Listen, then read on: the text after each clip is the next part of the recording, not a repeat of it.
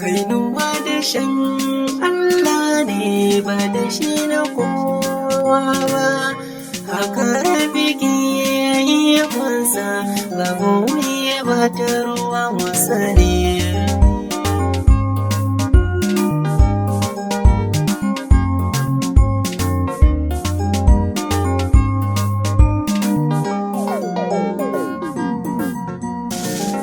Farko ni na sanyo ya Allah ka da ɗan basira, wakati na kiwa masoya na kuma ni na rera, furci na ke yi mai ma'ana kuma ni na tsara. Rabbana ka ƙara salatinka kuma zo ɗan amina rasulillah.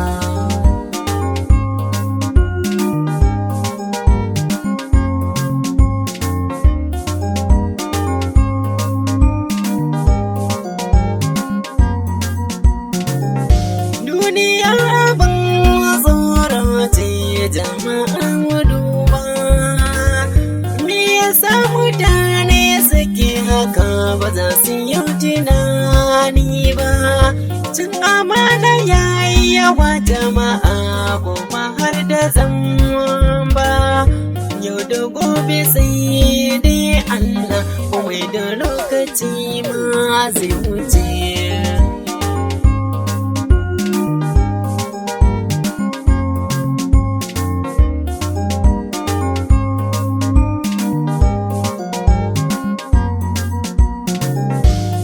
Abun da ke ban mamaki mutum ya nuna yana son ka, sanin sirrin mutum sai Allah shi ne fa zai fa kare ka. Hasada idan fa kadai ka sani dole za ka yi kuka, dan adam abin tsoro ne haka, Rabbana ka kare mu da sharrinsa.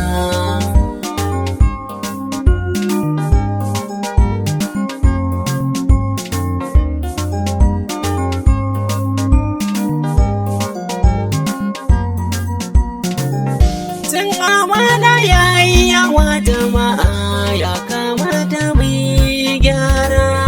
Duk abin da ba ka son a maka to kar ka ma fara. Duk abin da ka aikata haka to za ma tsara. Haka rabi ke hukuncinsa, babu wanda zai so mai musa.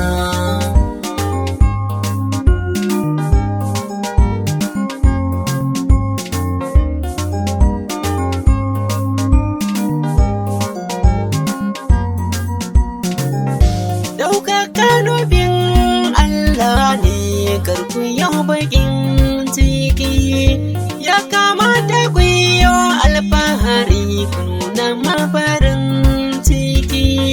Tun da rafi ne ya sanya haka sai ku daina min tsaki, dan adam abin tausayi amma fa shi fa baya ganewa.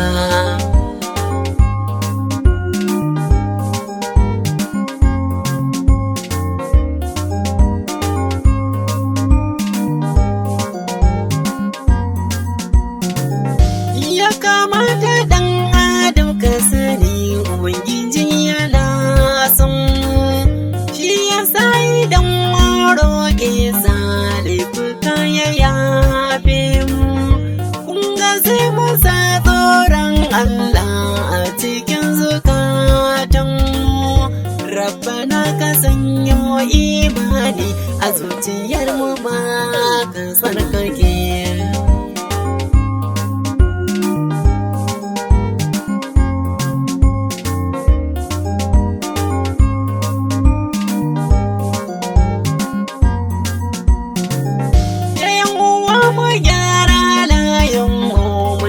Cin amana mu inganta ibadun mu,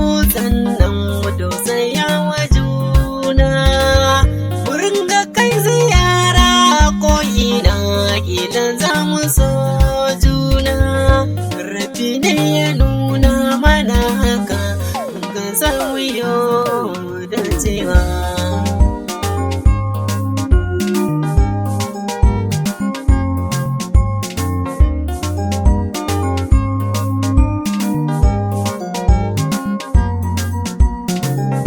Kainuwa da shen Allah ne ba da shi na kowa ba, haka rabi ke yi masa ba mu yi ba ta ruwa mu sani.